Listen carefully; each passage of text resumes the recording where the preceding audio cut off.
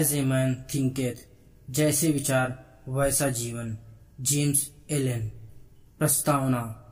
इंसान अपनी तकदीर खुद बनाता है। यह छोटी सी पुस्तक बरसों के चिंतन मनन और अनुभव का परिणाम है। मैंने इसमें वही सिद्धांत बताए हैं जिन्हें मैंने अपने अनुभव में सच पाया है। इस पुस्तक का विषय सामान्य से हटकर है और इसके बारे में अब तक ज्यादा कुछ नहीं लिखा गया है। इसका विषय है विचार की शक्ति। जी हाँ, इस पुस्तक में यह बताया गया है कि आपके विचारों में शक्ति होती है और आप जितना सोचते हैं उससे ज्यादा ही इनमें शक्ति होती है।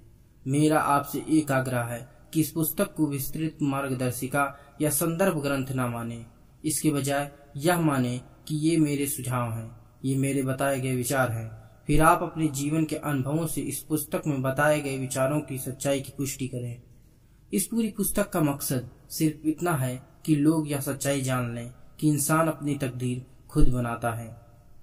देखिए, जैसा मैं पहले ही बता चुका हूँ, हमारे विचारों में बहुत शक्ति होती है। इनमें इतनी शक्ति होती है कि हम जिन प्रबल विचारों को लंबे समय तक अपने दिमाग में रखते हैं वे अंततः साकार हो जाते हैं और उन्हीं से हमारी तकदीर बनती है। अगर विचार अच्छे हैं तो तकदीर भी अच्छी होगी और अगर विचार बुरे हैं तो तकदीर भी बुरी होगी। इस अटल सत्य को हमेशा हमेशा के लिए पहचान लें कि जैसे आपके विचार होंगे वैसे ही आपका जीवन और आपकी तकदीर होगी। माना जाता है कि इंसान के दिमाग में हर दिन लगभग 60,000 से अधिक विचार आते हैं और यही विचार मिलकर हमारी तकदीर बनाते हैं। बस एक चीज का ध्यान रखें, हमारी तकदीर में सबसे ज्यादा योगदान उस विचार का होता है जो हमारे दिमाग में मौजूद सबसे प्रबल और अस्थायी विचार होता है। अपने दिमाग की शक्ति को कम ना आंकें। यह इतना ज्यादा शक्तिशाली है कि इसकी बदौलत मनुष्य ने इतने सारे वैज्ञानिक आविष्कार कर लिए हैं जो कल्पनातीत लगते हैं। इंसान का दिमाग बहुत चतुर बुनकर होता है। यह चरित्र की भीतरी पोशाक भी बुनता है और परिस्थिति की बाहरी पोशाक भी। अब तक यह ज्ञान के धागे से कष्ट की पोशाक बुन रहा था। आइए अब हम ज्ञान के धागे से इससे खुशी की पोशाक बुनवाते हैं। विचारों की शक्ति होती है और विचारों में जो शक्ति होती है, इस शक्ति का इस्तेमाल अब आप अपने लाभ के लिए कर सकते हैं। इस पुस्तक में बताया गया है कि आप यह काम कैसे कर सकते हैं। अध्याय 1, जैसे विचार वैसा चरित्र। जैसा इंसान अपने दिमाग में सोचता है वैसा ही वह होता है। यह बात मनुष्य के समूचे अस्तित्व पर लागू होती है या उसकी जिंदगी की हर स्थिति और हर परिस्थिति पर लागू होती है। इंसान वाकई वैसा ही होता है जैसा वह सोचता है। उसका चरित्र उसके सभी विचारों का महायोग होता है। उसका जीवन उसके सभी विचारों का महायोग होता है। इसलिए अगर आप अपने जीवन को बदलना चाहते हैं तो सबसे पहले तो आप अपने विचारों को बदलें। जब तक आप अपने विचारों को नहीं बदलेंगे तब तक आपका जीवन नहीं बदल सकता। इससे ज्यादा अच्छी तरह समझाने के लिए हम खेती की उपमा लेते हैं या खेती का उदाहरण लेते हैं। हम जानते हैं कि बीज से पौधा उगता है और बिना बीज के कोई पौधा पैदा नहीं हो सकता। इसी तरह विचार वह मानसिक बीज है जिसके बिना सक्रियता का पौधा नहीं उग सकता और कर्म का फूल नहीं लग सकता और सुख या दुख का फल नहीं मिल सकता। यह हमेशा सच होता है, चाहे हम सोच समझ कर काम करें या बगैर सोचे समझे तुरंत प्रतिक्रिया करें। कर्म विचार का फूल है, इसलिए जब तक बीज नहीं होगा तब तक फूल नहीं उग सकता। इसलिए विचार पहले आता है, काम उसके बाद होता है। सरल भाषा में समझें तो आपके मन में कोई विचार आता है और फिर आप उस विचार के अनुरूप काम करते हैं, यानी विचार बीज है और काम उस बीज से उत्पन्न हुआ फल। और कर्म के इस फूल से जो फल उत्पन्न होता है वे हैं सुख और दुख। इस तरह हम देख सकते हैं कि मनुष्य अपने दिमाग में जिन विचारों के बीज बोता है वह उन्हीं के अनुरूप मीठी या कड़वी फसल काटता है। फसल कैसी होगी यह इस बात पर निर्भर करता है कि आपने कैसे बीज बोए थे। अगर आपने करेले के बीज बोए थे तो आप आम के फलों की उम्मीद कैसे कर सकते हैं। इस सिद्धांत को अपने जीवन में लागू करके देखें और अगर आप आम के फल खाना चाहते हैं तो आम के बीज ही बोएं। हमारे मन के विचार ने हमें बनाया है, हम जो हैं उसे विचार ने बनाया है और ढाला है। यदि किसी इंसान के मन में बुरे विचार होते हैं तो कष्ट उसके जीवन में उसी तरह खींचा चला आता है जिस तरह बैल के पीछे गाड़ी खींची चली आती है। यदि किसी इंसान के विचार पवित्र और निर्मल होते हैं तो खुशी उसके पास उसी तरह रहती है जिस तरह उसकी छाया रहती है, यानी हमेशा। विकास मनुष्य का स्वभाव है, वह कोई स्थिर जीव नहीं है और मनुष्य का विकास नैसर्गिक नियम के अनुरूप होता है। कारण और परिणाम का नियम इस संसार का सबसे महत्वपूर्ण नियम है। यह अटल और अटूट नियम है। कारण और परिणाम का नियम कहता है कि अगर आप किसी बहुमंजिल इमारत से छलांग लगाते हैं तो आप जमीन पर ही गिरेंगे। छलांग लगाना कारण था, गिरना परिणाम। कारण और परिणाम का नियम केवल भौतिक या भौतिक वस्तुओं के संसार से ही लागू नहीं होता, यह विचारों के संसार में भी लागू होता है। जिन लोगों का चरित्र उत्तम और महान रहा है वह संयोग या किस्मत से नहीं रहा है। यह तो इसलिए महान रहा है क्योंकि उन्होंने सही विचार सोचने की लगातार कोशिश की और नेक विचारों को लंबे समय तक अपने मस्तिष्क में रखा। इसी तरह जिन लोगों का चरित्र घटिया और पाशविक होता है वह भी संयोग या किस्मत से नहीं होता। यह तो घटिया और पाशविक विचार लंबे समय तक लगातार सोचने का परिणाम होता है। इंसान ही खुद को बनाता है, इंसान ही खुद को मिटाता है। विचारों के कारखाने में वह ऐसा हथियार बनाता है जो उसे नष्ट कर देता है। दूसरी ओर वह ऐसे औजार भी बनाता है जो उसके लिए खुशी, शक्ति और शांति की देवी महल बना सकते हैं। सही विचार चुनने और उन पर सही तरीके से काम करने पर मनुष्य उसी दैवी पूर्णता के आगे बढ़ता है जिस तरह पहुंचने के लिए उसे इस संसार में भेजा गया है। गलत विचार चुनने और उन पर गलत अमल करने से मनुष्य पशु की तरह या पशु के स्तर तक गिर जाता है। इन दोनों अतियों के बीच चरित्र के कई भेद भी होते हैं, लेकिन एक बात पूरी तरह स्पष्ट है, हर स्थिति और परिस्थिति में इंसान ही अपनी तकदीर बनाता है और अपने जीवन को अपने विचारों के सांचे में ढालता है। आधुनिक युग में बहुत सी मनोवैज्ञानिक सच्चाइयां सामने आई हैं, लेकिन उनमें से कोई भी इतनी ज्यादा प्रभावी और लाभकारी नहीं है या इतना ज्यादा आत्मविश्वास बढ़ाने वाली नहीं है जितनी यह सच्चाई है कि इंसान अपने विचारों का स्वामी होता है। वह अपने चरित्र का सांचा खुद गढ़ता है और इस तरह वह अपनी परिस्थितियों, परिवेश तथा तकदीर का निर्माण या निर्माता होता है। आपके जैसे विचार होंगे वैसा ही आपका चरित्र होगा और जैसा आपका चरित्र होगा वैसे ही आपकी परिस्थितियां होंगी। यानी अगर आप अपनी परिस्थितियों से संतुष्ट हैं तो आपको अपने विचारों को बदलने की कोई जरूरत नहीं है। दूसरी तरह अगर आप अपनी परिस्थितियों से संतुष्ट नहीं हैं तो इसका मतलब है कि आपको अपने विचारों को बदलने की जरूरत है, क्योंकि उन्हें बदलने के बाद ही आपको अपनी मनचाही परिस्थितियां मिल पाएंगी। इंसान में शक्ति, बुद्धि और प्रेम का वास है। वह अपने विचारों का स्वामी है, इसलिए हर स्थिति की कुंजी उसी के हाथ में है। इसके भीतर वह कायाकल्प करने वाली शक्ति जिसके जरिए वह जैसा चाहे वैसा बन सकता है। इंसान खुद को अपने मनचाहे सांचे में ढाल सकता है और यह काम वह एक पल में कर सकता है जब वह अपने विचारों या मानसिकता को बदलने का निर्णय ले। इंसान हमेशा स्वामी होता है, सबसे कमजोर और हीन अवस्था में भी, लेकिन कमजोर और हीन अवस्था में वह मूर्ख स्वामी होता है जो अपने घर का खराब संचालन करता है और अपने ही हाथों घर में आग लगा लेता है। दूसरी तरफ जब इंसान अपनी स्थिति के बारे में सोच विचार करता है और अस्तित्व के नियम यानी विचार के नियम पर मेहनत से चलता है तो वह समझदार स्वामी होता है। यह समझदार स्वामी अपनी बुद्धि का इस्तेमाल करके अपनी ऊर्जा को दिशा देता है और अपने विचारों को लाभकारी क्षेत्रों में लगाता है, जिससे उसे सुखद परिणाम मिलते हैं। इस स्थिति में मनुष्य चेतन स्वामी बन जाता है, लेकिन मनुष्य ऐसा तभी बन सकता है जब वह अपने भीतर विचार के नियम खोज ले। यह खोज पूरी तरह से अमल, आत्मविश्लेषण और अनुभव पर निर्भर करती है। सिर्फ खोजने और खुदाई करने से ही सोना और हीरे मिलते हैं। इंसान भी अपने अस्तित्व से जुड़ी हर सच्चाई खोज सकता है। शर्त सिर्फ इतनी है कि उसे अपनी आत्मा की खान में गहराई तक खुदाई करनी होगी।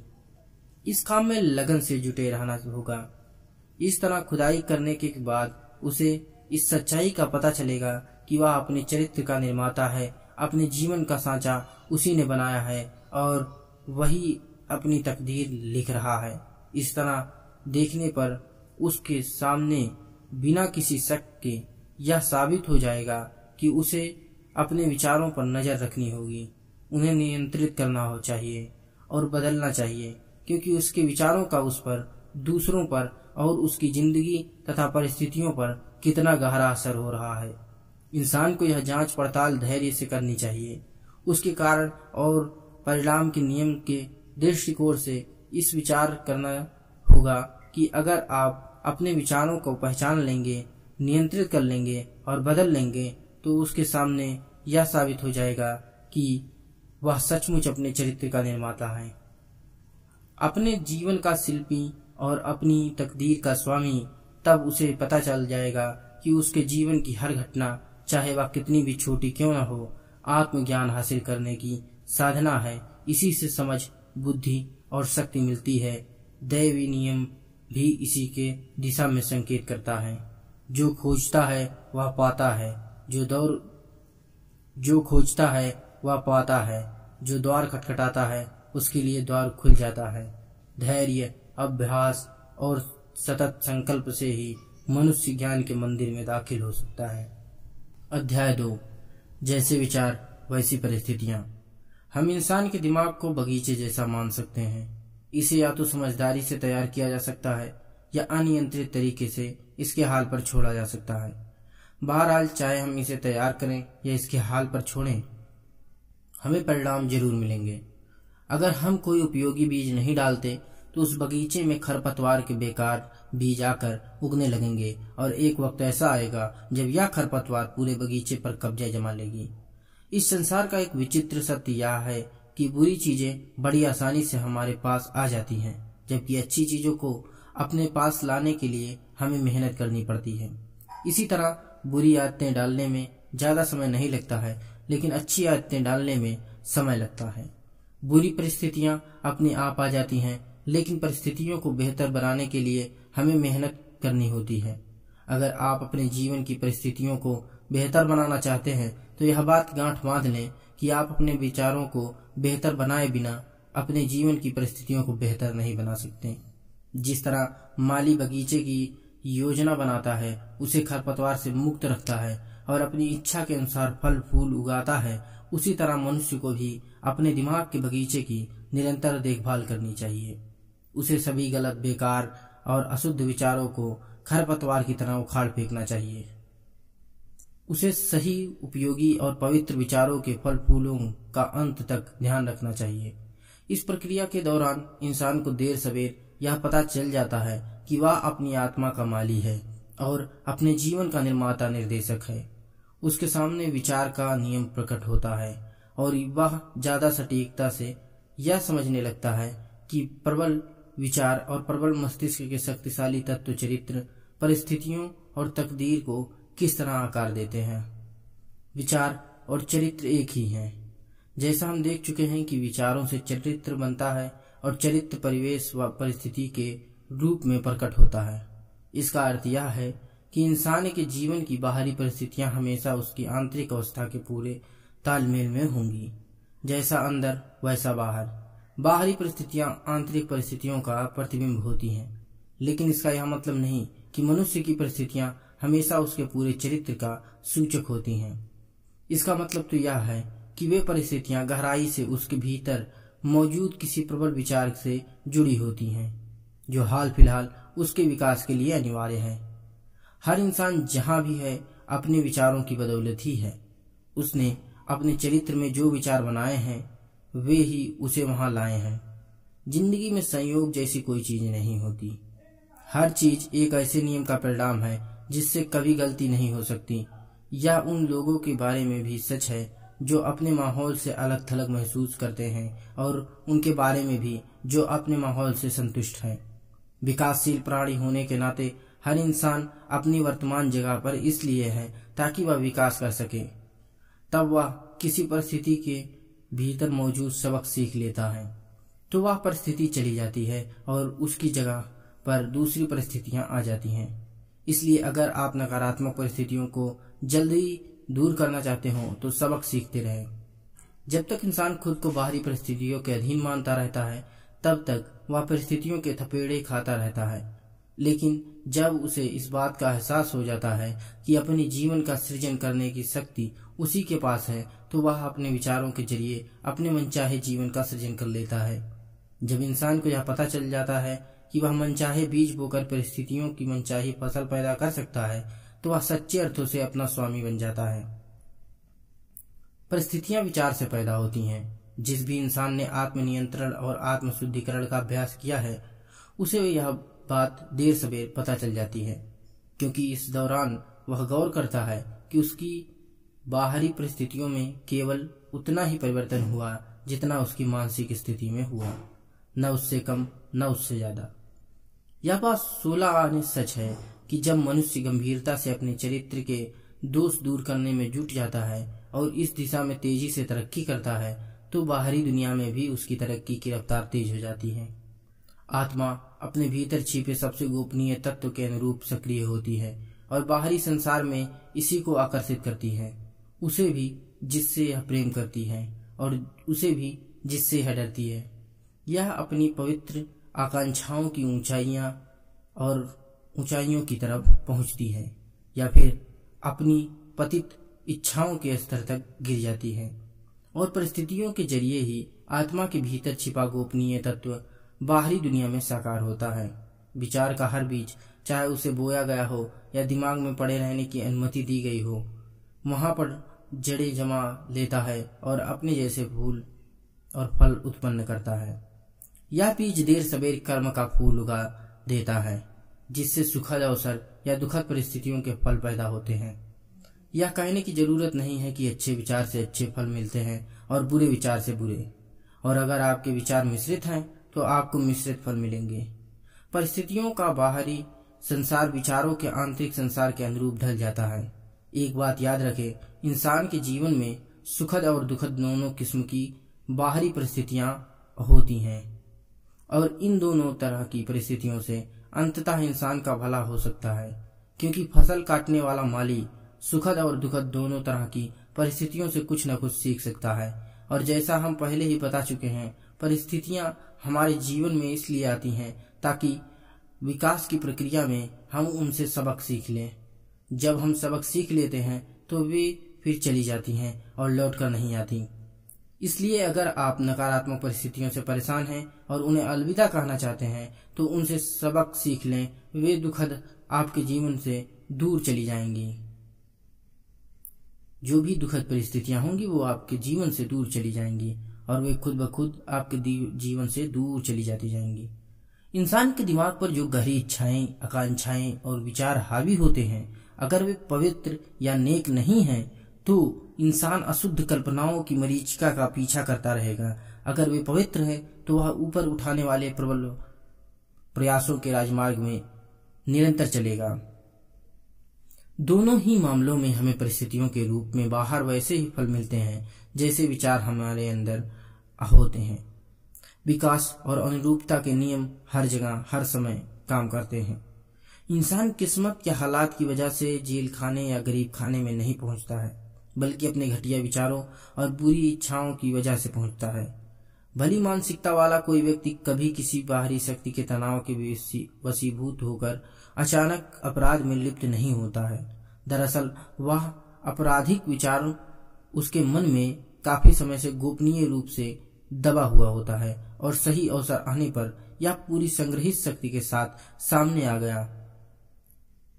परिस्थितियां इंसान को नहीं बनाती हैं, वे तो सिर्फ उसके असल स्वरूप को सामने लाती हैं। पाप के दलदल में उतरने और इससे जुड़े कष्ट भोगने के लिए बाहरी परिस्थितियां जिम्मेदार नहीं होती। बुनियादी वजह तो पापी इच्छाएं हैं। इसी तरह पुण्य के आसमान तक पहुंचने और उससे जुड़ा सुख भी पुण्य की इच्छाओं की मजबूत बनाए बिना संभव नहीं है। विचार का स्वामी होने की बदौलत मनुष्य खुद का निर्माता है, अपने परिवेश का रचयिता है और अपनी तकदीर की इबारत वह खुद लिखता है। पृथ्वी पर अपनी यात्रा के हर कदम में मनुष्य अपने विचारों से मेल खाने वाली परिस्थितियों को आकर्षित करता है। वे परिस्थितियां उसके विचार कि शुद्धता या अशुद्धता शक्ति और कमजोरी का प्रतिबिंब होती हैं। इंसान उस चीज का आकर्षित नहीं कर सकता या नहीं करता जिसे वह चाहता है। वह तो उस चीज को आकर्षित करता है जैसा वह अंदर से सचमुच होता है। हो सकता है कि हमें यहाँ लगे कि उसकी मनोकामना, आवेग और महत्वाकांक्षा हर कदम पे परास्त हो रही हैं, लेकिन सच तो यह है कि उसे अपने सबसे गहरे विचारों और इच्छाओं का परिणाम मिलता है, चाहे वे अच्छे हों या बुरे। हमारी किस्मत या बदकिस्मती की बागडोर हमारे ही हाथ में होती है या हमारे विचारों से तय होती है। इंसान अपने पैरों में बेड़ियां खुद डालता है। विचार और कर्म तकदीर के जेलर हैं। यदि विचार और कर्महीन हों तो वे इंसान को कैद कर देते हैं, अगर वे उदात्त हों तो वे इंसान को मुक्त कर देते हैं। इस तरह वे स्वतंत्रता के देवदूत भी बन सकते हैं। इंसान जिस चीज की इच्छा और प्रार्थना करता है वह उसे नहीं मिलती, उसे तो वही मिलता है जिसका वह वाकई हकदार होता है। उसकी इच्छाओं और प्रार्थनाओं का जवाब तभी मिलता है और वे तभी पूरी होती हैं जब वे उसके विचारों और कामों के तालमेल में होती हैं। अगर यह सच है तो फिर हम परिस्थितियों के खिलाफ संघर्ष क्यों करते हैं? देखिए, इंसान लगातार दिल में गोपनीय कारण पालता रहता है, लेकिन उनकी वजह से बाहर उत्पन्न परिणामों के खिलाफ लड़ता रहता है।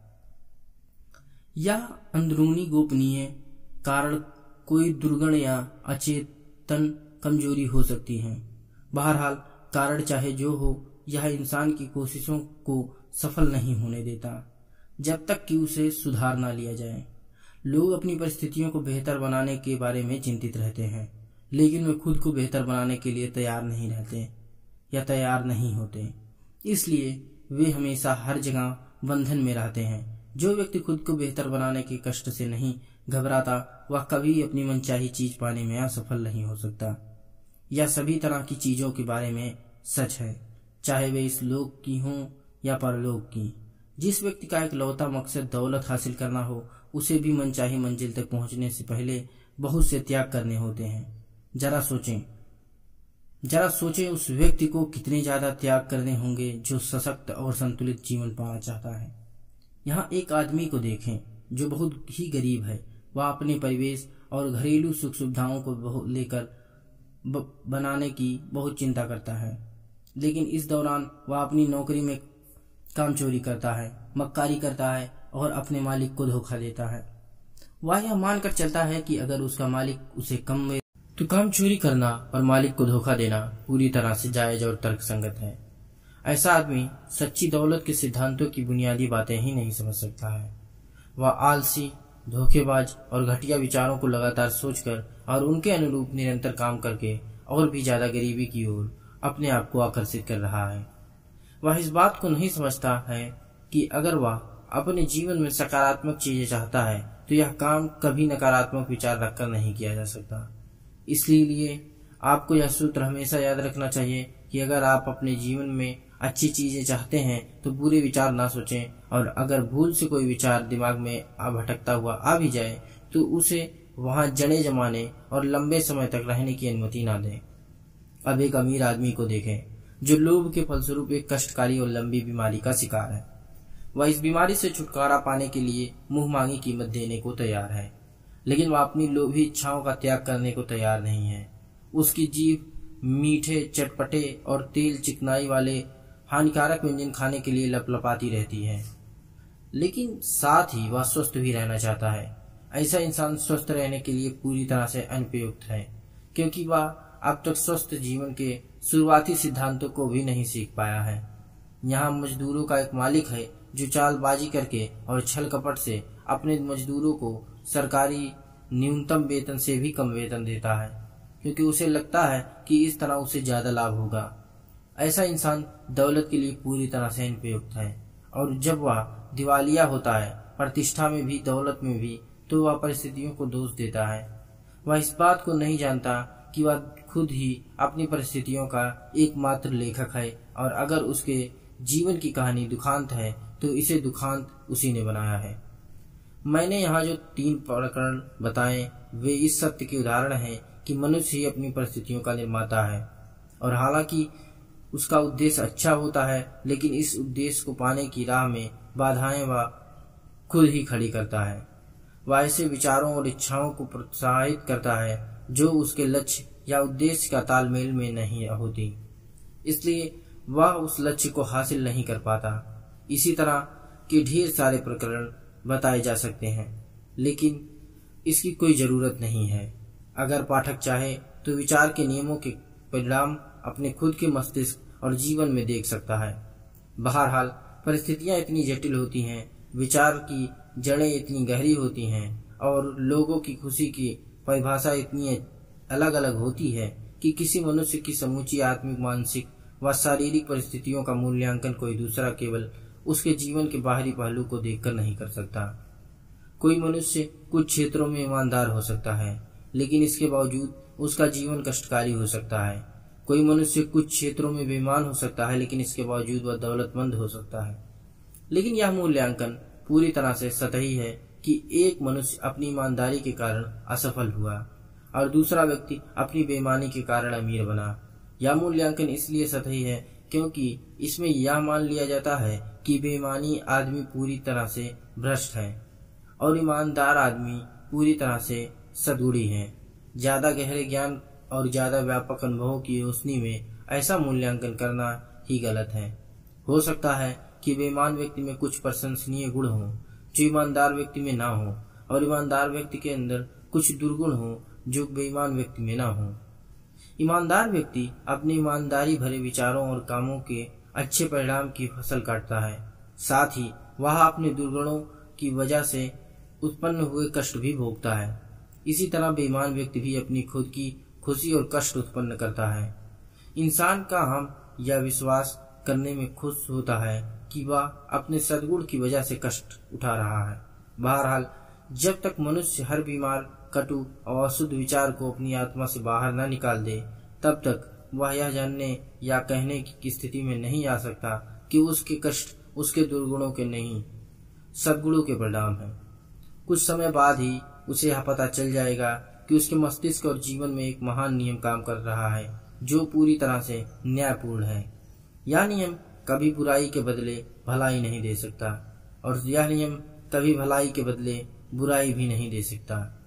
इस ज्ञान के सहारे जब वह पलटकर अपने अतीत को देखता है तो देखेगा तो समझ जाएगा कि पहले वह ज्ञानी था, इसलिए यह नहीं देख पाता था कि जिंदगी हमेशा न्यायपूर्ण नियम पर चली है। उसे पता चल जाएगा कि उसके अतीत के सभी अच्छे बुरे अनुभव उसी के विकासशील या अविकसित स्वरूप के सिर्फ बाहरी परिणाम थे। अच्छे विचारों और कामों से कभी बुरे परिणाम उत्पन्न नहीं हो सकते।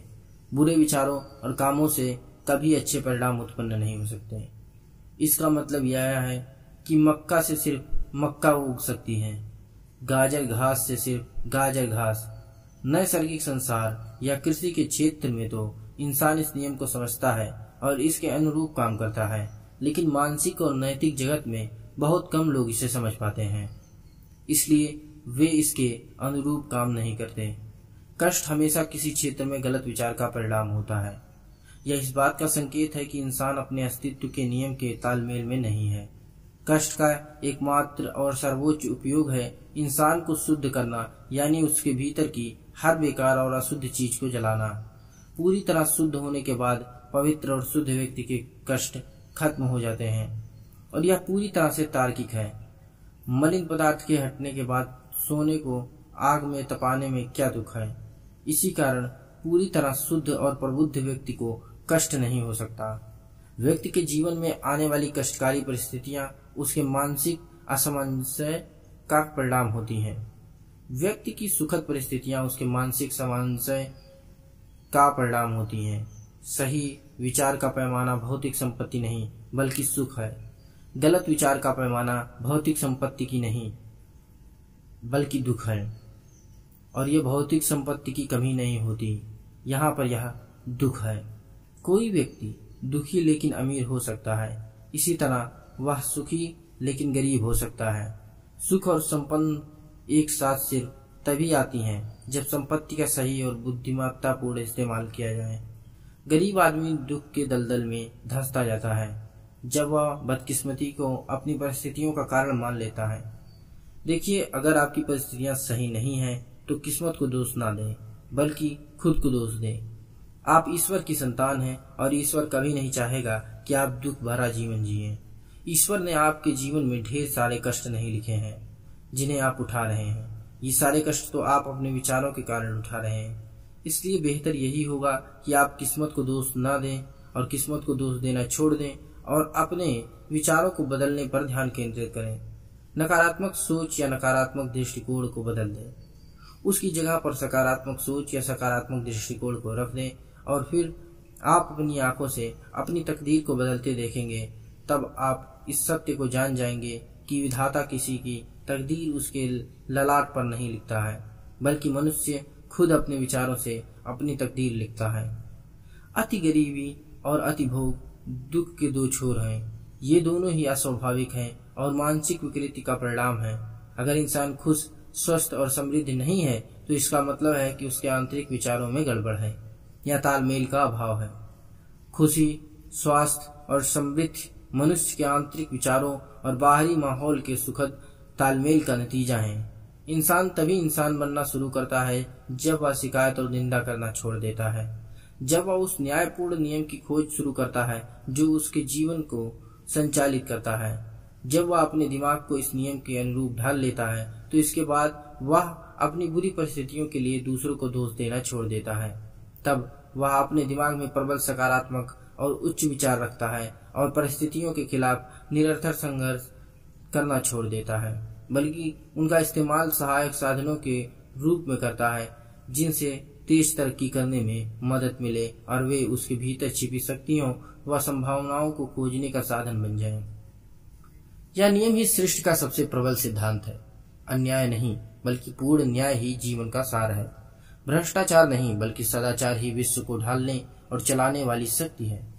इसका मतलब यह है कि मनुष्य को बस खुद को सही करना है और इसके बाद वह देखेगा कि संसार अपने आप को सही हो गया है। अगर आप अपनी आंखों पर काला चश्मा लगा रखे हैं तो आपको संसार काला दिखेगा, लेकिन अगर आप काला चश्मा उतारकर गुलाबी चश्मा लगा लें तो आपको संसार गुलाबी दिखने लगेगा। यह चश्मा और कुछ नहीं बल्कि नजरिया है। जब आपका नजरिया गलत होता है तो संसार गलत दिखता है, जब आपका नजरिया सही होता है तो संसार सही दिखता है। जब आप काले रंग के लिए संसार को कोस रहे होते हैं तो संसार के साथ कोई समस्या नहीं थी, समस्या तो आपके साथ थी। जब आपने अपना काला चश्मा उतार दिया और गुलाबी चश्मा लगा लिया तो संसार भी अलग रंग का दिखने लगा। यानी जब आप खुद को सही कर लेते हैं तो इसके बाद सब कुछ अपने आप सही हो जाएगा। आप पाएंगे कि जब आप चीजों और दूसरे लोगों के प्रति अपने विचार बदल देंगे तो चीजें और दूसरे लोग भी बदलते हुए नजर आएंगे। इस सच्चाई का सबूत हर व्यक्ति के जीवन में देखा जा सकता है। इसलिए क्रमबद्ध आत्मावलोकन और आत्मविश्लेषण से कोई भी आसानी से इसकी जांच कर सकता है।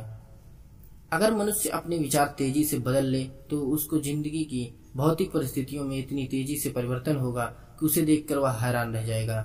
इंसान कल्पना करता है कि वह अपने मन के अंदर के विचारों को गोपनीय रख सकता है, लेकिन यह कतई संभव नहीं है। विचार तेजी से आदत में ढल जाता है और आदत परिस्थिति में साकार हो जाती है। पाशविक विचार शराबखोरी और लोलुपता की आदतों में ढल जाते हैं जो दीनता और बीमारी की परिस्थितियों में साकार होती है।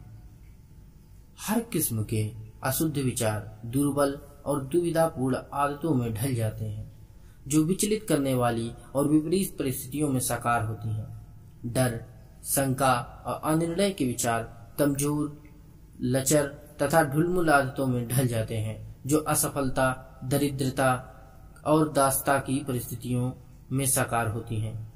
आलसी विचार अस्वच्छता और झूठ बोलने की कमजोरी आदतों में ढल जाते हैं जो मलिनता और भीख मांगने की परिस्थितियों में साकार होती है। नफरत और निंदा के विचार दोषारोपण व हिंसा की आदतों में ढल जाते हैं जो चोट और उत्पीड़न परिस्थितियों में साकार होती है। हर किस्म के स्वार्थपूर्ण विचार खुद के स्वार्थ को आगे बढ़ाने वाली आदतों में ढल जाते हैं जो कम या अधिक दुखद परिस्थितियों में साकार होती है। दूसरी ओर सभी किस्म के सुंदर विचार लाभकारी और अच्छी आदतों में ढल जाते हैं जो लाभकारी व सुखद परिस्थितियों में साकार होती है। पवित्र विचार संयम और आत्मनियंत्रण की आदतों में ढल जाते हैं, जो शांति और सुख चैन की परिस्थितियों में साकार होती है। साहस, आत्मनिर्भरता और सही निर्णय के विचार मर्दाना आदतों में ढल जाते हैं, जो सफलता, प्रचुरता और स्वतंत्रता की परिस्थितियों में साकार होती है। ऊर्जावान विचार स्वच्छता और मेहनत की आदतों में ढल जाते हैं, जो सुरुचिपूर्ण परिस्थितियों में साकार होती है। विनम्र और क्षमावान विचार विनम्रता की आदतों में ढल जाते हैं, जो संरक्षात्मक परिस्थितियों में साकार होती है।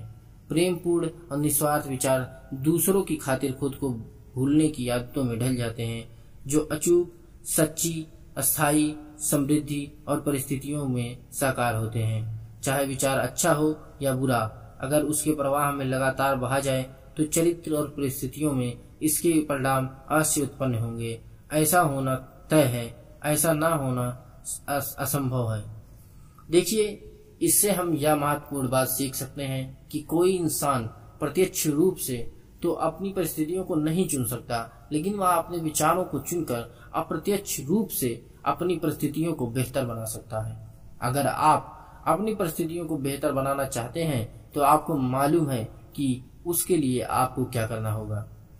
आपको बेहतर विचार का चयन करना होगा, खासतौर पर उस क्षेत्र में जिस क्षेत्र में आप तेज तरक्की करना चाहते हैं।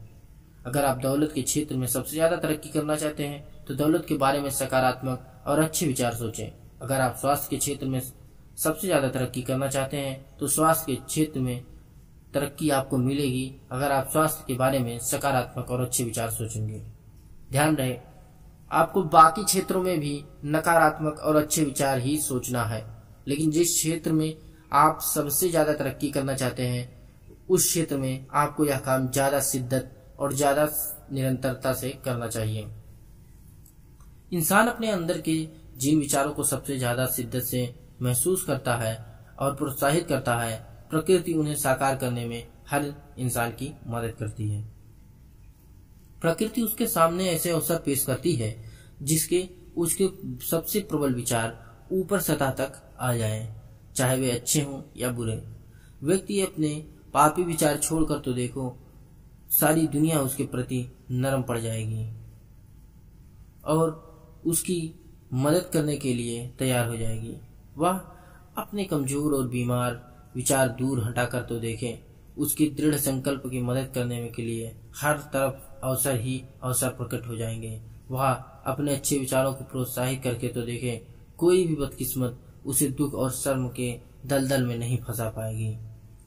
दुनिया बहुरंगी है और यह हर पल आपके सामने रंगों का अलग अलग मिश्रण पेश, और ये रंग हमेशा आपके चलायमान विचारों की तस्वीरों के तालमेल में होते हैं।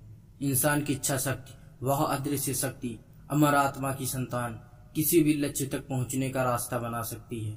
भले ही रास्ते में पत्थर की दीवारें खड़ी हों, विलंब होने पर अधीर ना हो, बल्कि समझदारों की तरह इंतजार करें। जब हौसला उठकर आदेश देता है तो देवता भी कहना मानने के लिए तैयार हो जाते हैं। अध्याय 3, जैसे विचार वैसा स्वास्थ्य। शरीर दिमाग का सेवक है या दिमाग के आदेश मानता है, चाहे उन्हें सोच विचार कर दिया जाए या बिना सोचे समझे स्वचालित ढंग से दिया जाए। गलत विचारों के आदेश पर शरीर तेजी से रोग और नाश की ओर बढ़ने लगता है। प्रसन्न और सुंदर विचारों के आदेश पर यह युवा और सुंदर हो जाता है। परिस्थितियों की तरह ही रोग और सेहत की जड़ें भी विचार में ही होती हैं। बीमार विचार बीमारी के रूप में प्रकट हो जाते हैं। अगर आप किसी के प्रति दिल में दुर्भावना रख रहे हैं तो हो सकता है कि यह हृदय रोग का कारण बन जाए। अगर आप क्रोध भरे विचार सोच रहे हैं तो हो सकता है कि आपको ब्लड प्रेशर हो जाए। अगर आप चिंता कर रहे हैं तो हो सकता है कि आपको कोई गंभीर रोग हो जाए। डर के विचार रिवाल्वर की गोली की तरह इंसान की जान ले लेते हैं। ले क्या सकते हैं या ले रहे हैं। डर के विचार लगातार हजारों लोगों को मार रहे हैं, हालांकि उनकी रफ्तार गोली जितनी तेज नहीं है। जो लोग रोग से डर डर कर जीते हैं उनके रोगी होने की आशंका बढ़ जाती है। चिंता पूरे शरीर के मनोबल को तेजी से कम कर देती है और इससे रोग को शरीर में दाखिल होने का मौका मिल जाता है। अशुद्ध, गलत और बुरे विचारों को अगर लगातार सोचा जाए तो भले ही उन पर शारीरिक तौर पर अमल न किया जाए, लेकिन इसके बावजूद वे जल्द ही इंसान के नर्वस सिस्टम को ध्वस्त कर देंगे।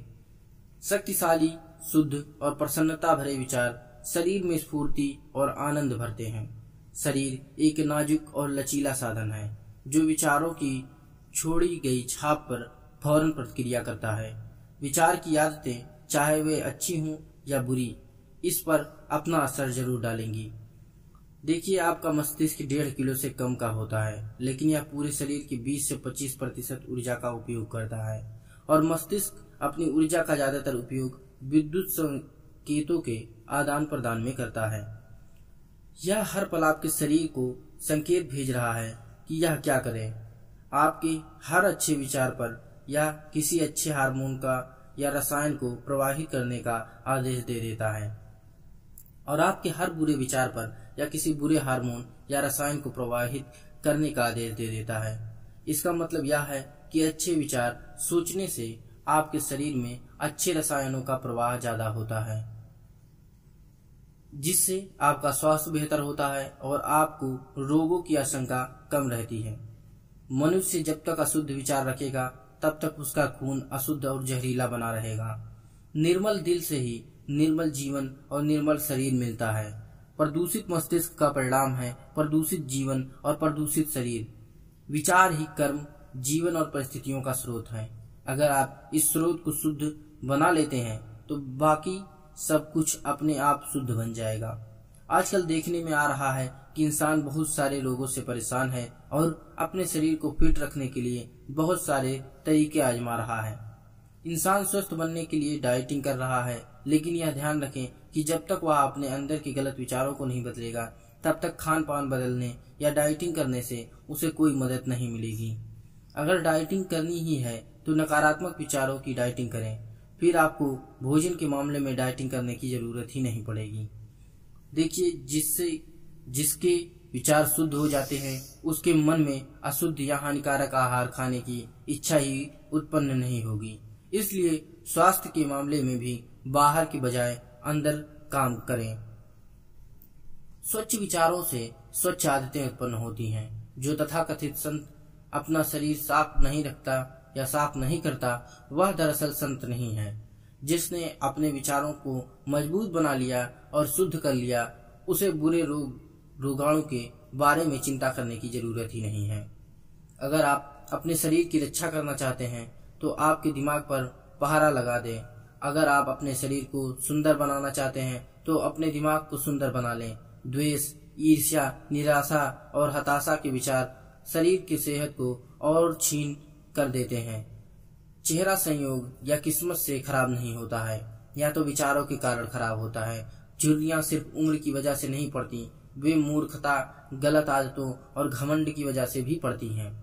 मैं 96 साल की एक महिला को जानता हूँ जिसके चेहरे पर किसी किशोरी जैसा तेज और मासूमियत है। मैं एक अधेड़ व्यक्ति को भी जानता हूँ जिसके चेहरे पर झुर्रियों की गहरी लकीरें हैं। महिला का युवा चेहरा मधुर और आशावादी स्वभाव का परिणाम है, जबकि अधेड़ व्यक्ति की झुर्रियां असंतोष और वासनाओं का परिणाम है। जिस तरह हवा और धूप अंदर आए बिना घर अच्छा और स्वास्थ्यवर्धक नहीं हो सकता, उसी तरह मजबूत शरीर और तेजस्वी, खुश व शांत चेहरा भी तभी मिल सकता है जब आप खुशी, सदिच्छा और शांति के विचारों को खुलकर अपने दिमाग में आने दें। बूढ़े लोगों के चेहरे की झुर्रियां सहानुभूति से बनती हैं, बाकी दृढ़ और शुद्ध विचारों से बनती हैं, जबकि युवाओं के चेहरे पर हानिकारक वासनाओं की वजह से झुर्रियां बन जाती हैं। उनमें फर्क किसे नहीं देखेगा। जो लोग जिंदगी भर सही रास्ते पर चले हैं, बुढ़ापे में भी उनका चेहरा ढलते सूरज की तरह शांत और परिपक्व होता है। मैंने कुछ समय पहले एक दार्शनिक को मृत्युशैया पर देखा। उनकी उम्र ज्यादा थी, लेकिन वे बूढ़े नहीं दिख रहे थे। वे उतनी ही शांति से मरे जितनी शांति से वे जिए थे। शरीर की बीमारियों को दूर भगाने के लिए प्रसन्नता से भरे विचारों की बढ़िया कोई डॉक्टर नहीं है। दुख की छायाओं को तितर बितर करने के लिए सदिच्छा से ज्यादा राहत देने वाला कुछ नहीं है। दुर्भावना, आलोचना, शंका और ईर्ष्या के विचारों में लगातार जीने का मतलब यह है कि आप खुद ही कारागर बनाकर खुद को कैद कर रहे हैं। लेकिन सबके बारे में अच्छा सोचना, सबसे खुशनुमा व्यवहार करना, सभी चीजों में अच्छाई खोजना, इस तरह के निस्वार्थ विचार स्वर्ग के द्वार है। और उत्साहवर्धक बात यह है कि जब किसी इंसान के मन में इस तरह के नेक विचार आते हैं तो उसे यह संसार ही स्वर्ग जैसा लगने लगता है। हर दिन हर प्राणी के प्रति शांतिपूर्ण विचार रखने से ही मनुष्य को असीमित शांति मिलती है।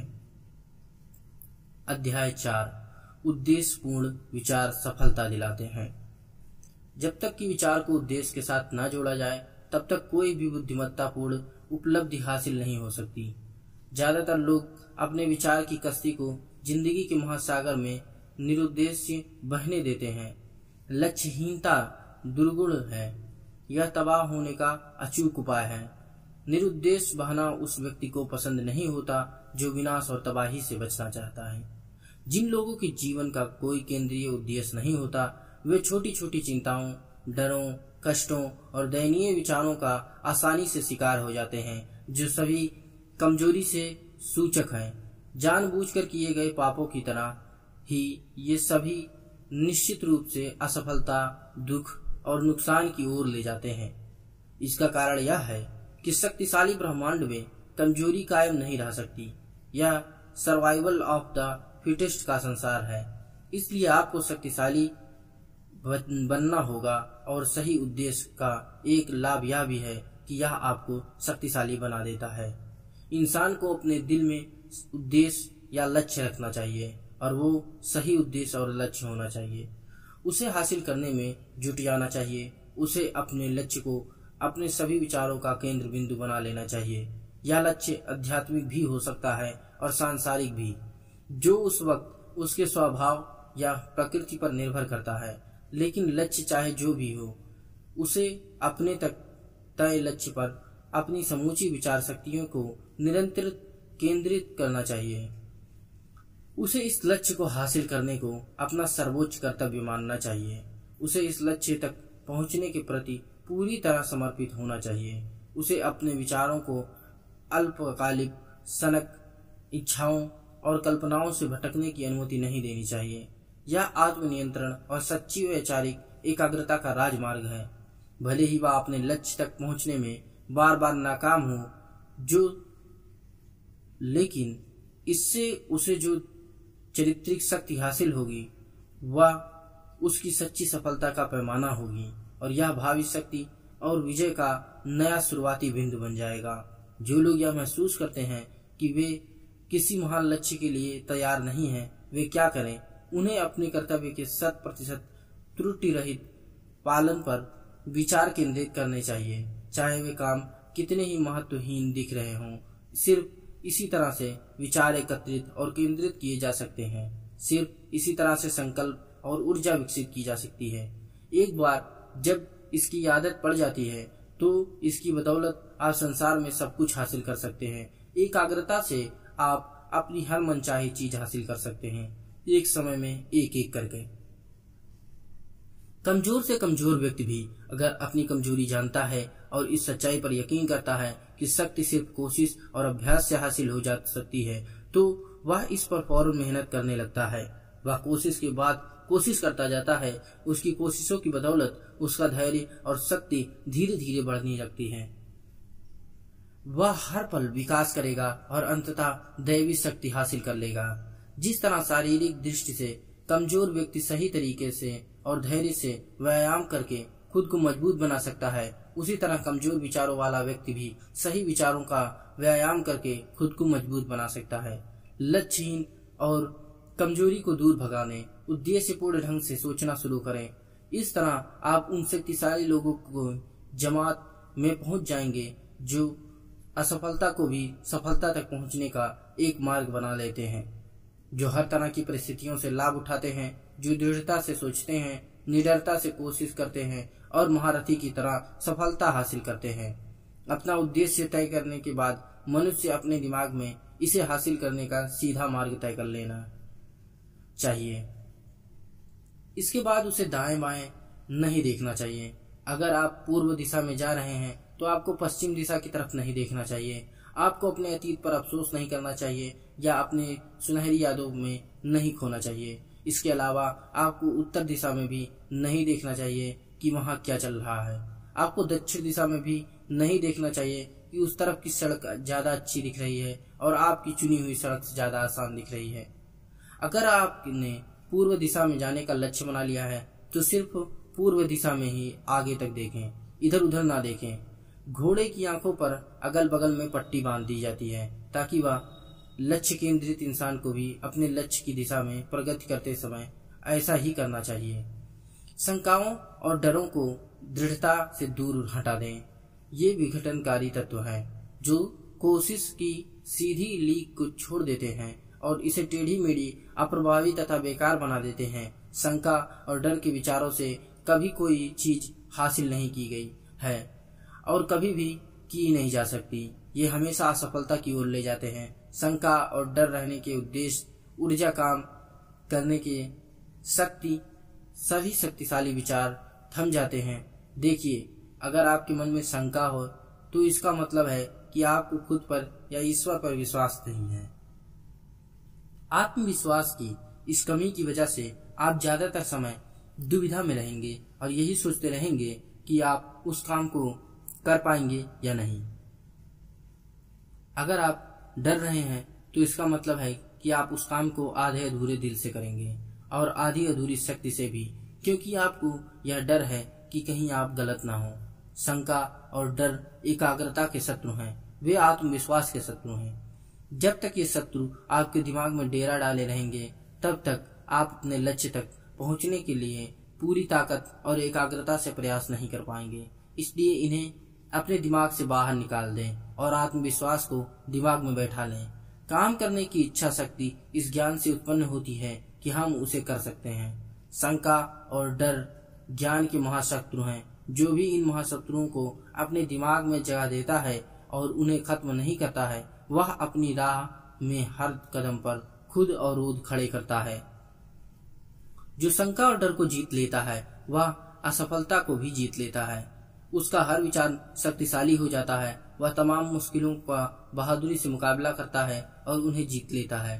वह अपने उद्देश्यों के बीज सही समय पर बोता है और उनके फल असमय ही जमीन पर नहीं गिरते हैं।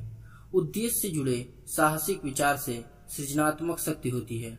जो मनुष्य यह बात जान पाता है वह भटकते विचारों और हिचकोले खाती अनुभूतियों से ज्यादा ऊंचा और शक्तिशाली बनने के लिए तैयार होता है। जो यह कर लेता है वह अपनी मानसिक शक्तियों का सचेतन तथा बुद्धिमत्ता पूर्वक इस्तेमाल करता है और अपने चुने हुए क्षेत्र में सफलता हासिल करता है। इसलिए अगर आप अपने विचारों की शक्ति का पूरा लाभ लेना चाहते हैं तो इन्हें किसी लक्ष्य पर केंद्रित कर सकते हैं। अध्याय 5 विचार हर उपलब्धि की नींव है। इंसान कोई चीज हासिल करने में सफल होता है या असफल, यह उसके विचारों का सीधा परिणाम होता है। यह श्रेष्ठ न्यायपूर्ण है, यहाँ असंतुलन पूर्ण विनाश की ओर ले जाता है। इसकी सफलता या असफलता के लिए इंसान ही पूरी तरह जिम्मेदार होता है। इंसान की कमजोरी और शक्ति, उसकी शुद्धता और अशुद्धता उसकी खुद की होती है, किसी दूसरे की नहीं होती। इनके लिए कोई दूसरा नहीं बल्कि वह खुद जिम्मेदार है। इसलिए इन्हें कोई दूसरा नहीं बल्कि वह खुद ही बदल सकता है। उसकी परिस्थिति भी किसी दूसरे की नहीं बल्कि उसकी है। उसके कष्ट और सुख अंदर से आते हैं। जैसा वह सोचता है वैसा ही वह होता है।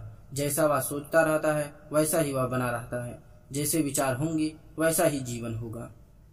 अगर विचार उत्तम है तो जीवन भी उत्तम होगा। अगर विचार निकृष्ट है तो जीवन भी निकृष्ट होगा। शक्तिशाली व्यक्ति किसी कमजोर व्यक्ति की तब तक मदद नहीं कर सकता जब तक कि कमजोर व्यक्ति अपनी मदद करना न चाहे, और तब भी कमजोर व्यक्ति को खुद शक्तिशाली बनना होगा। उसे अपनी खुद की कोशिशों से वह शक्ति विकसित करनी होती है जिसे वह दूसरों से हसरत से देखता है। उसकी परिस्थिति कोई दूसरा नहीं बल्कि वह खुद ही बदल सकता है। लोग आमतौर पर यह सोचते हैं और कहते हैं कि कई लोग गुलाम हैं क्योंकि एक व्यक्ति दमनकारी है। इसलिए आइए हम दमनकारी व्यक्ति से नफरत करते हैं। लेकिन इस मूल्यांकन की एक विपरीत प्रक्रिया भी होती है जो अब बढ़ती जा रही है। यह प्रक्रिया कहती है कि एक व्यक्ति दमनकारी इसलिए है क्योंकि कई लोग गुलाम हैं। इसलिए आइए हम गुलामों से नफरत करते हैं। सच्चाई तो यह है कि दमनकारी व्यक्ति और गुलाम अज्ञान में सहयोगी हैं। हालांकि वे एक दूसरे को कष्ट पहुंचाते हैं नजर आते हैं, लेकिन दरअसल वे खुद को ही कष्ट पहुंचा रहे हैं। पूर्ण ज्ञान होने पर दमितों की कमजोरी और दमनकारियों के शक्ति के दुरुपयोग में सक्रिय नियम को देखा जा सकता है। पूर्ण प्रेम दोनों अवस्थाओं के कष्ट को देख सकता है, इसलिए यह किसी की भी निंदा नहीं करता। पूर्ण करुणा दमनकारी और दमितों दोनों के गले लगती है। जिसने कमजोरी पर विजय पा ली हो और सभी स्वार्थपूर्ण विचारों को दूर ढकेल दिया हो, वह ना तो दमनकारी होता है और ना ही दमित। वह पूरी तरह स्वतंत्र होता है। मनुष्य अपने विचारों को ऊपर उठाकर ही ऊपर उठ सकता है, जीत सकता है और उपलब्धि हासिल कर सकता है। वह अपने विचारों को ऊपर उठाने से इनकार करके कमजोर, दीन और दुखी बना रह सकता है। आप क्या करना चाहते हैं, यह पूरी तरह से आप पर और आपके चुनाव पर निर्भर करता है। कोई भी चीज हासिल करने से पहले, यहाँ तक कि सांसारिक चीजों के मामले में भी, इंसान को अपने विचार पार्श्विक भोग से ऊपर उठाने होंगे। हो सकता है कि सफल होने के लिए सारी पार्श्विकता और स्वार्थ छोड़ने की जरूरत ना हो, लेकिन इसके कम से कम एक हिस्से को त्याग करना जरूरी होता है। जिस व्यक्ति का पहला विचार पशुओं की तरह भोगवादी होता है, वह ना तो स्पष्ट से सोचता है और ना ही अच्छी योजना बना सकता है। वह अपने भीतर निहित संसाधन ही खोज सकता है, उन्हें विकसित नहीं कर सकता, और इसका नतीजा यह होता है कि वह हर काम में असफल होता है। उसने उत्तम मनुष्य की तरह अपने विचारों पर काबू नहीं पाया है या नहीं किया है, इसलिए वह मामलों को नियंत्रित करने और गंभीर जिम्मेदारियां लेने की स्थिति में नहीं होता है। वह आत्मनिर्भर से काम करने के और अकेले खड़े होने के लिए उपयुक्त नहीं होता है। लेकिन ध्यान रहे, उसकी सीमा उसके ही विचारों ने तय की है, जिनका उसने खुद चुनाव किया है, और जिस चीज को उसने खुद चुना है उसे वह कभी भी छोड़ नहीं सकता। आप किसी भी पल अपने विचारों को बदल सकते हैं, और जिस पल आप अपने विचारों को बदल लेते हैं, उसी पल आप अपने जीवन को भी बदल लेते हैं। त्याग के बिना कोई प्रगति या उपलब्धि संभव नहीं है। इंसान की सांसारिक सफलता इसी पैमाने पर नापी जाती है कि वह अपने दुविधापूर्ण पार्श्विक विचारों का कितना त्याग करता है। वह अपनी योजनाओं के विकास पर अपने दिमाग को कितना केंद्रित करता है, और वह अपने संकल्प तथा आत्मनिर्भर को कितना मजबूत बनाता है। वह अपने विचारों को जितना ज्यादा ऊपर उठाएगा, उतना ही ज्यादा सफल व सदाचारी होगा। उसे उतनी ही बड़ी सफलता मिलेगी और उसकी उपलब्धियां उतनी ही ज्यादा अस्थायी होंगी। सृष्टि लोभी, बेईमान और पापी लोगों का साथ नहीं देती। हालांकि कई बार ऊपर से सतही तौर पर ऐसा नजर आ सकता है। यह ईमानदार, निस्वार्थ और भले लोगों की मदद करती है। हर युग के महान उपदेशकों ने यह बात अलग अलग तरीके से कही है। अगर आप इसे साबित करना चाहते हैं और पुष्टि करना चाहते हैं तो और कुछ ना करें, बस अपने विचारों को ऊपर उठाने और खुद को ज्यादा सद्गुणी बनाने का काम निरंतर करते चले जाएं। बौद्धिक उपलब्धि ऐसे विचारों का परिणाम है जो ज्ञान की खोज या जीवन व प्रकृति में सौंदर्य और सत्य की खोज के प्रति समर्पित है। इस तरह की उपलब्धियां कई बार दंभ और महत्वाकांक्षा से जुड़ी हो सकती हैं, लेकिन ध्यान रहे, वे इन गुणों का परिणाम नहीं है। वे तो दीर्घकालीन और कष्टकारी कोशिशों का स्वाभाविक परिणाम है और शुद्ध तथा निस्वार्थ विचारों का। आध्यात्मिक उपलब्धियां पवित्र आकांक्षाओं का उत्कर्ष हैं। जो इंसान लगातार महान और उच्च विचार सोचता है, जो शुद्ध और निस्वार्थ विचारों को अपने दिमाग में कायम रखता है, वह उसी तरह समझदार और चरित्रवान बनता है तथा प्रभाव व सौभाग्य के पद पर ऊपर उठता रहता है। जिस तरह सूर्य आसमान में ऊपर उठता है या चंद्रमा पूर्ण बनता है, किसी भी तरह की सफलता प्रयास का मुकुट और विचार का ताज है। आत्मनियंत्रण, संकल्प, पवित्रता, सत्य और अच्छे विचारों की मदद से इंसान ऊपर उठता है। पार्श्विकता, आलस, अशुद्धता, भ्रष्टाचार और दुविधापूर्ण विचारों की वजह से इंसान नीचे गिरता है। यह संभव है कि कोई व्यक्ति दुनिया में भारी सफलता हासिल कर ले या आध्यात्मिक क्षेत्र में बहुत ऊंचे स्थान तक पहुंच जाए, लेकिन अपने दिमाग में घमंडी, स्वार्थपूर्ण और भ्रष्ट विचारों को आने की अनुमति देकर दोबारा पतित होकर कमजोरी और दुख के स्तर पर नीचे आ जाए। इसलिए इस बारे में सावधान रहें। अगर आप सही विचार रखकर सफल हो जाते हैं तो आपका काम पूरा नहीं हुआ है। आपको पूरी तरह सतर्क रहना होगा कि कहीं गलत विचार आपके दिमाग में घुसकर डेरा न डाल दें। इसलिए समय समय पर अपने दिमाग की तलाशी लेते रहें और उस पर एक बोर्ड लगा दें। नकारात्मक विचारों का प्रवेश निषिद्ध है। सही विचार की बदौलत हासिल जीत को कायम रखने के लिए लगातार अपने मस्तिष्क को सही विचारों से भरा रखें। नकारात्मक या बुरे विचारों के लिए जगह ही ना छोड़ें। सफल होने के बाद कई लोग इस बात का ध्यान नहीं रखते, जिसका नतीजा यह होता है कि वे तेजी से फिसल जाते हैं और दोबारा असफलता की घाटी में गिर जाते हैं।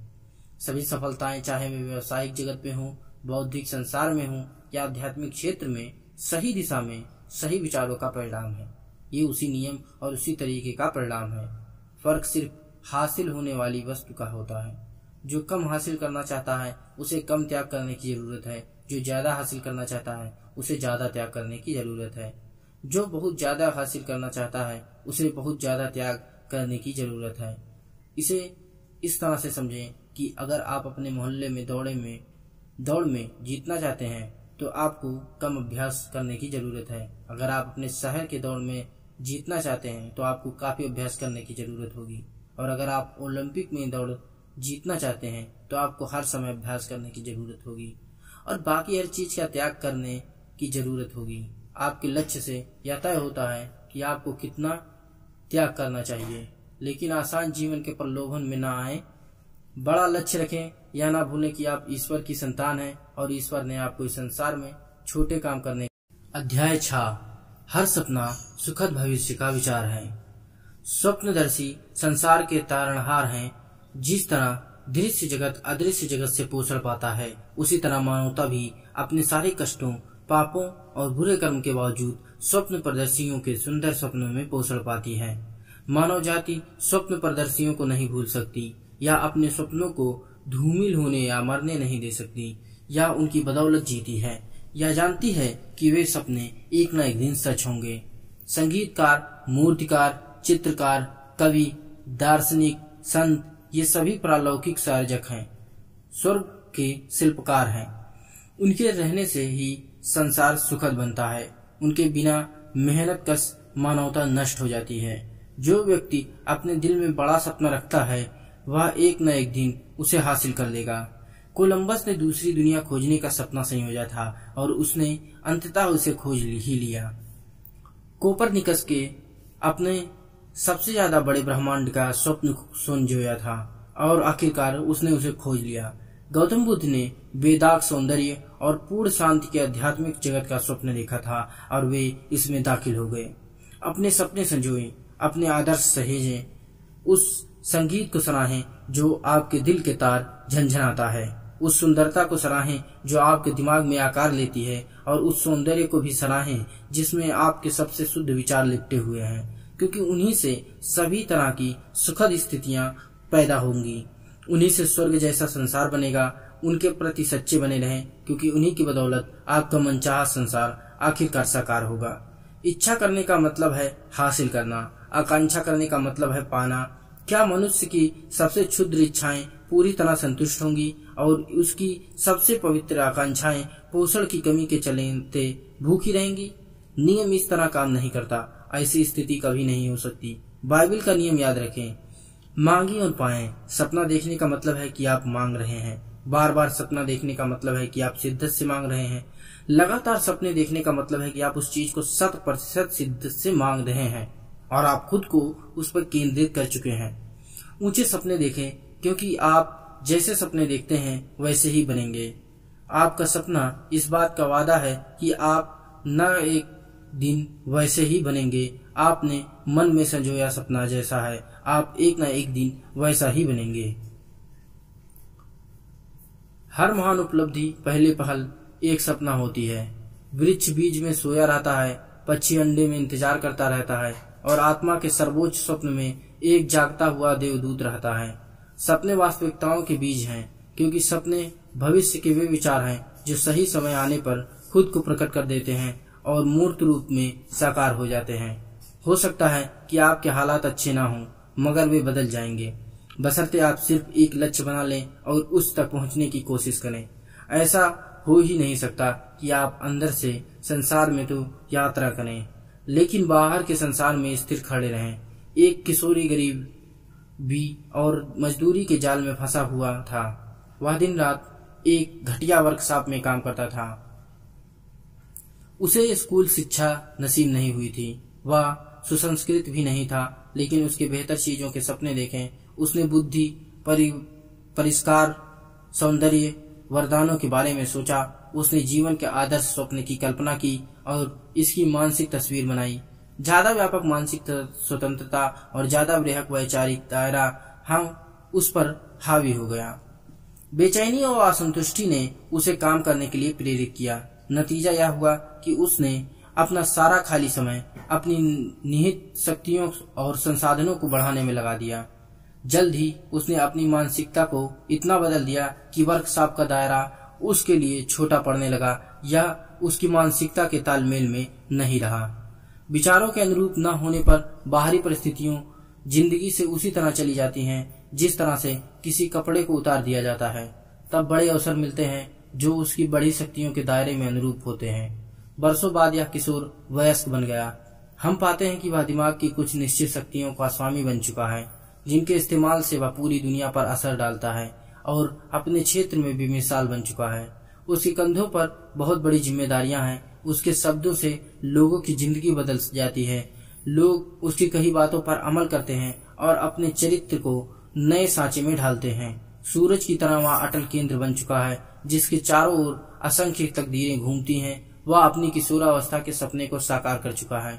इसी तरह आप भी अपने दिल के सपने को आलसी इच्छा नहीं बल्कि उसे साकार कर सकते हैं, चाहे यह क्षुद्र हो या सुंदर या दोनों का मिश्रण। आप हमेशा उसकी ओर झुकेंगे जिससे आप मन ही मन सबसे ज्यादा प्रेम करते हैं। आप ही के विचारों के सटीक परिणाम आपके हाथों में रख दिए जाएंगे। आपको वही मिलेगा जिसके आप लायक होंगे, न उससे कम न उससे ज्यादा।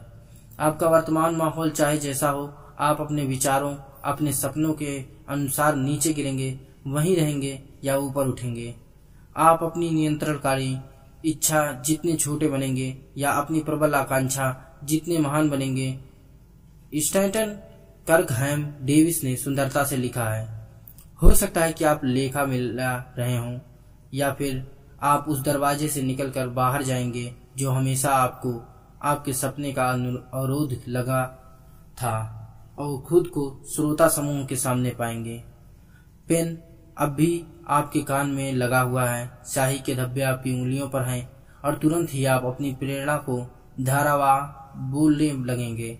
हो सकता है कि आप भेड़ चरा रहे हों और आप देहात से शहर की ओर चले जाते हैं, लेकिन आप महारथी के स्टूडियो में आत्मा के साहसिक मार्गदर्शन में चलेंगे और एक समय आएगा जब वह कहेगा कि अब मुझे तुम्हें सिखाने की कुछ बाकी नहीं रहा।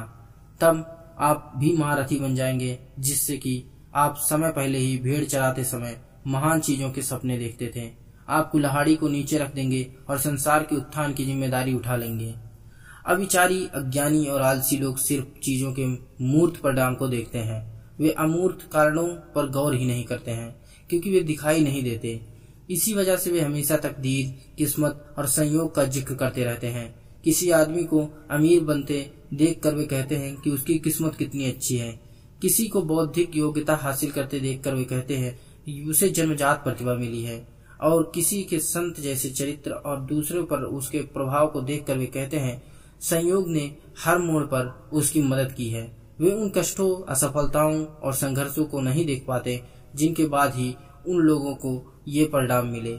उन्हें इस बात का जरा भी अंदाजा नहीं होता कि सामने वाले ने कितने त्याग किए, कितनी निरंतर कोशिश की, कितनी आस्था रखी, जिसकी बदौलत उसने अजेय देखने वाली मुश्किलों को पार करके अपने दिल के सपने को साकार किया।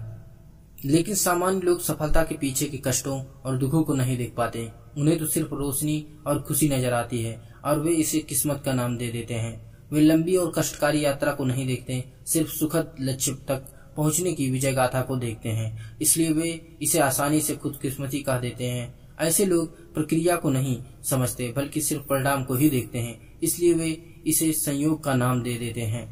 सभी इंसानी मामलों में प्रयास होते हैं और उनके परिणाम होते हैं। प्रयास की शक्ति ही परिणाम का पैमाना है, संयोग पैमाना नहीं है।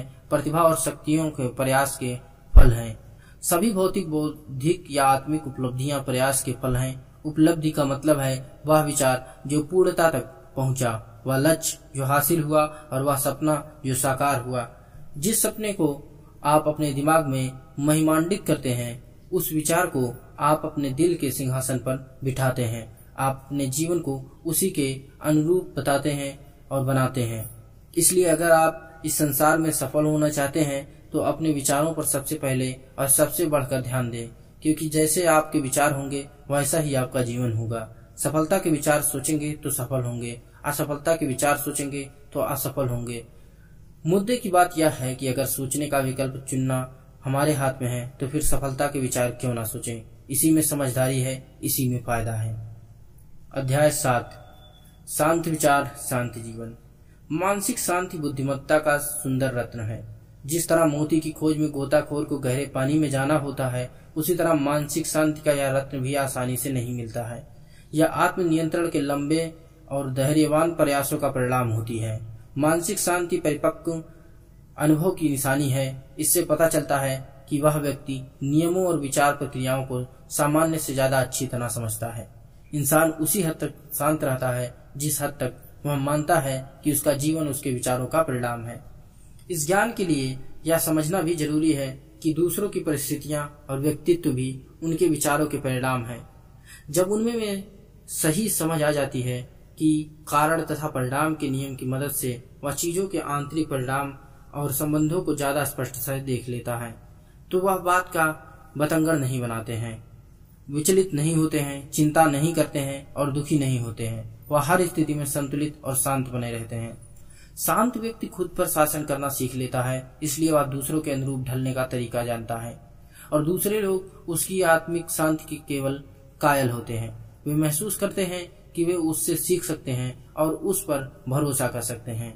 इंसान जितना ज्यादा शांत होता है, उसकी सफलता, प्रभाव और नेकी करने की शक्ति उतनी ही ज्यादा बढ़ती है। सामान्य व्यापारिक भी अगर ज्यादा आत्मनियंत्रण और शांति के विकसित कर ले तो उसकी व्यापारिक समृद्धि बढ़ जाएगी, क्योंकि लोग हमेशा शांत व्यक्ति के आसपास रहना चाहते हैं। शांत व्यक्ति से सभी प्रेम करते हैं, उसका हमेशा सम्मान किया जाता है। वह तपती धूप में छायादार पेड़ जैसा होता है, वह तूफान में सहारा देने वाले चट्टान जैसा होता है। शांत हृदय व्यक्ति में कौन प्रेम नहीं करता। अक्सर लोग शांत हृदय के व्यक्ति से प्रेम करते हैं। संतुलित जीवन से कौन प्रेम नहीं करता। इससे कोई फर्क नहीं पड़ता कि बारिश है या धूप, इससे भी फर्क नहीं पड़ता कि ऐसे लोगों के जीवन में कैसे परिवर्तन या परिस्थितियां आती हैं। हालात चाहे जैसे हों, वे हमेशा शांत रहते हैं। चारित्रिक संतुलन, जिसे हम शांति कहते हैं, संस्कृति व्यक्ति का आखिरी सबक है। यह जीवन का फूल है और आत्मा का फल है। यह बुद्धिमानी जितना मूल्यवान है, सोने से ज्यादा वांछनीय है। शांत जीवन का तुलना से सिर्फ समृद्धि की इच्छा कितनी महत्वहीन लगती है। ऐसे व्यक्ति का जीवन सत्य के महासागर की गहराइयों की शाश्वत शांति में रहता है, जिस तक तूफान नहीं पहुंच सकते। हम कितने सारे लोगों को जानते हैं जो अपने गुस्सैल स्वभाव से उनकी जिंदगी का स्वाद किरकिरा कर देते हैं, हर सुंदर और अच्छी चीज को बर्बाद कर देते हैं, अपने चारित्रिक संतुलन को तबाह कर देते हैं और खामखा लोगों में दुश्मनी मोल ले लेते हैं। आत्मनियंत्रण न होने की वजह से ज्यादातर लोग अपनी जिंदगी बर्बाद कर लेते हैं और अपनी खुशी को मिटा देते हैं। हम जिंदगी में बहुत कम लोगों से मिलते हैं जो अच्छी तरह संतुलित होते हैं, जिनमें वह उत्कृष्ट शांति होती है जो पूर्ण चरित्र की पहचान है।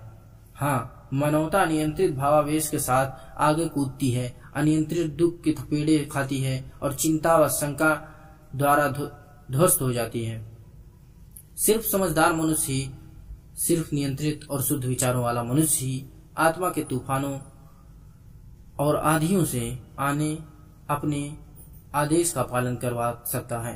तूफान में थपेड़े खाने लोग, आप चाहे जहां हो, आपकी परिस्थितियां चाहे जैसी हों, यह बात अच्छी तरह जान लें, जिंदगी के महासागर में सुख के टापू मुस्कुरा रहे हैं और आपके आदर्श स्वप्न का सुखद किनारा आपके पहुंचने की राह देख रहा है।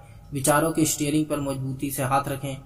आदेश देने वाला स्वामी आपकी आत्मा के देख में है, वह सिर्फ सोया हुआ है, उसे जगा लें। आत्मनियंत्रण ही शक्ति है, सही विचार ही स्वामी बनाने के उपाय है, शांति ही शक्ति है। अपने हृदय में कहें शांत हो जाओ, अपने मस्तिष्क से कहें अच्छे विचार सोचो, सही विचार सोचो, सकारात्मक विचार सोचो। नेकी के विचार सोचो।